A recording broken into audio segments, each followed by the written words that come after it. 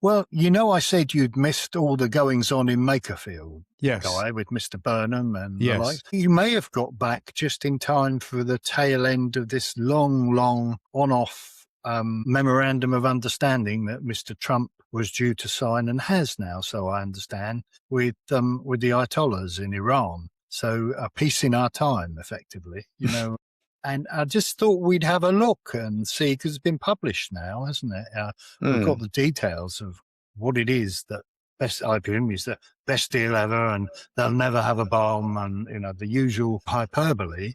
But when we look closer at what the points are of this memorandum of understanding, it's interesting. Maybe we can look at each point in turn.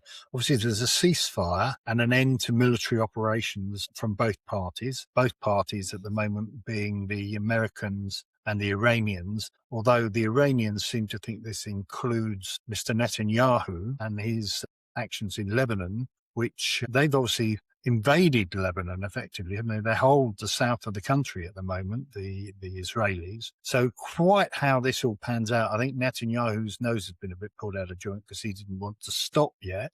Conversely, I think from the comments that have been made by Trump, he's got the complete needle with Netanyahu because he's, to be frank, dragged him into something that he didn't know the consequences when they were laid out when he first moved in on this. So there's ceasefire, there's sovereignty, a mutual respect for independence. So this is the Americans respecting Iranian independence, which is quite interesting, really. Lebanon is supposedly, as I said, included in this truce. And then we've got an end to the naval blockade. This is the American naval blockade of the streets of Hormuz, which obviously they've been blocking off from down at the bottom, which has been, according to Trump, very successful. So that's going to stop. There's now 60 days where they negotiate a proper peace settlement. Okay.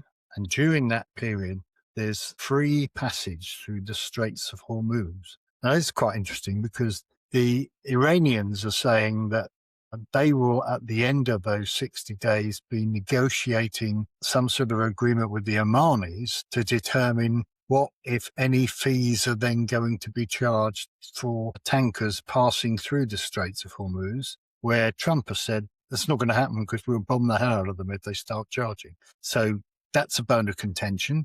They're going to pull back their forces, the Americans, to where they were before this all happened, so that they're going to move all their troops away. The waiver, immediate oil export permission being granted so that the Iranians can move all their oil out as they were hoping to. Release of frozen Iranian assets, which are held all around the world but are under sanction at the moment. I don't know how much that amounts to, the release of their assets. And then there's this multi-billion-pound reconstruction plan, which Trump is saying the Americans aren't going to put a penny into it, but the figure that's been quoted is $300 billion, which is huge, isn't it? He was complaining about Obama having put in $1.8 billion when everybody signed up to the JCPOA, but now he's effectively giving them $300 billion. Removal of the sanctions, the Iranians are going to give a commitment to non-proliferation of nuclear weapons. So they're not offering up this nuclear dust, as he called it. That's going to stay where it is because he's now saying it's very difficult for them to get to. Quite sure how that works out. And also their ballistic missile program will continue. Yeah, I saw that. So what do you think of this? How do you think this has played out for Trump? Well, I suppose any sane person would go back to the objectives in the first place to say, how does this deal match that? The only problem is there didn't appear to be any objectives in the first place other than regime change and halting the nuclear program. Well, on both those accounts, that hasn't happened. And if Iran gets all these benefits, particularly free-flowing oil, sanctions lifted, return of frozen assets, and $300 billion investment fund, whatever you want to call it. It sounds like Iran are the winners there by some country mile, and we could never have dreamed of a deal. If they'd gone for that in the first place, they would have been laughed out of town, wouldn't they? So I don't get it. And as regards the 300 billion, well, who's going to invest? So can you imagine you're a firm with liquid capital and you go to your board and you say, I've got this great idea. I want to invest in Iran's rebuild program. That's not going to happen unless America guarantees it. No. Which Trump won't want to do. So it's all a bit odd. And the 60 days window, a lot could go wrong in that window, couldn't it? So, particularly in Lebanon. Yeah. And if they can't come to agreement, we'll be back around the houses again, won't we? Yeah. It's a total. I mean, I can remember when there were young people on the streets of Tehran protesting. This doesn't seem that long ago now. I don't know how many months it is ago now.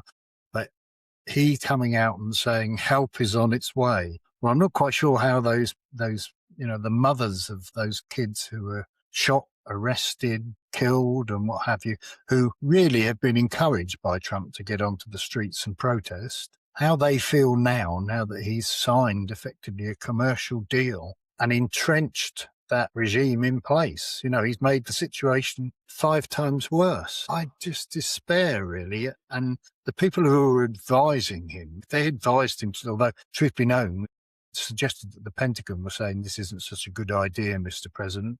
And this was all hubris that took him down this road. And what a mess. What a mess. It won't be his finest hour. And I guess he's going to add it to one of the wars he stopped. Let alone he started it. Perhaps let's be generous for a minute. Perhaps he genuinely thought that if he eliminated the regime leaders, which by all accounts he appears to have done, and degraded the military capability, then that would be enough for some sort of uprising. But, as many people have said, you don't get regime change from the air. And I'm sure that's what Netanyahu told him, because obviously he's got another agenda, hasn't he, Netanyahu? He wanted to get the Americans involved in blunting it. Although, ultimately, while he may have troops in Lebanon at the moment and they may think that they've dealt with Hezbollah temporarily, what they're now going to find is that they've got an Iran with a huge source of revenue coming in now, extra 300 billion. And you've got to be a real optimist to feel that they're not going to be thinking to themselves, well, we need to rearm in case this situation arises again. The only way they can, to my way of thinking, if you were an Iranian in the current regime now, you'd be thinking the only way that we're ever going to be able to secure our position is to do a North Korea, is to get to a position where we have got nuclear weapons, and it makes it impossible then for the Americans or anybody else to take this sort of action again. They might say, oh, no, we're not doing that. We can sign up to anything, can't you, at the end of the day? But as we've seen, you can be doing, they can have research going on in the background and be ready to go and import enriched uranium if you need it from your friends in the Russians and the Chinese if necessary. I just think he's made the situation 5 times worse. And I do try and be charitable and look at what he felt that he was trying to achieve. But then you'd think that he would have let wiser heads prevail, wouldn't you, and taken advice and not got involved in that quagmire. I mean, they know now, don't they, the Iranians, that at any point, if there's ever an attempt by the Americans to do anything similar again, all they've got to do is close off the Straits of Hormuz, which they're perfectly capable of doing. Short of an American invasion, yeah. But on a lighter note, it did make me laugh that, because people are saying that the detail of the MOU is largely credited to J.D. Vance and his team. Trump said, if it goes well, I'll take the credit, but if it doesn't go well, it was a terrible deal that J.D. negotiated.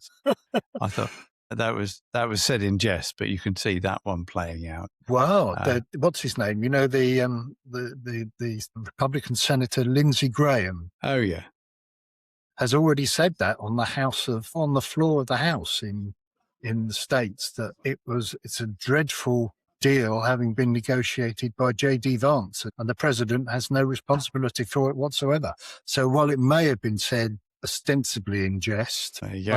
I think there's more to it than meets the eye. I love his rationale for Iran being able to rebuild their ballistic missile arsenals. The rationale was simply, well, everyone else has them, so it seems fair to me. Not a lot of strategy involved in that one, was there? Well, we shall see how this pans out, because 60 days is a fairly short period of time, isn't it? 2 months.